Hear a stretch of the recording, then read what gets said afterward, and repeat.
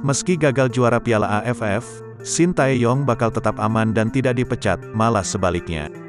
Timnas Indonesia terkenal suka bergonta-ganti pelatih saat gagal juara. Hal itu pula yang menjadi sorotan pecinta sepak bola tanah air. Banyak yang takut jika pelatih timnas saat ini, Shin Tae-yong bakal dipecat jika gagal juara Piala AFF 2020. Namun yang terjadi malah sebaliknya. Menteri Pemuda dan Olahraga Republik Indonesia, Menpora RI, Zainuddin Amali, memastikan pelatih timnas Indonesia, Shin Tae-yong, kontraknya akan diperpanjang. Itu karena Shin Tae-yong dinilai telah menunjukkan kinerja yang bagus dalam meningkatkan kualitas pemain timnas Indonesia.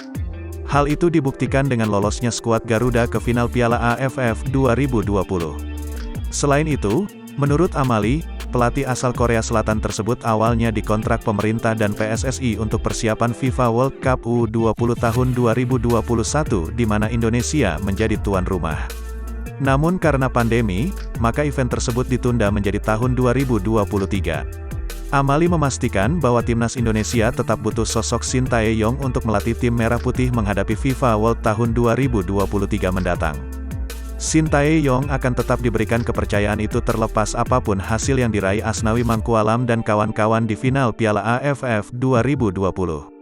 Pelatih berusia 52 tahun itu didatangkan PSSI pada akhir Desember tahun 2019 dan mendapatkan durasi kontrak sampai 4 tahun ke depan. Jadi kita menjadi tuan rumah FIFA World Cup U20 tahun 2023, maka kita tetap butuh pelatih. Dan Shin Tae-yong akan tetap menjadi pelatih untuk tim U20 yang akan bertanding FIFA World Cup U20 tahun 2023. Shin Tae-yong aman, saya menjamin itu, kata Amali.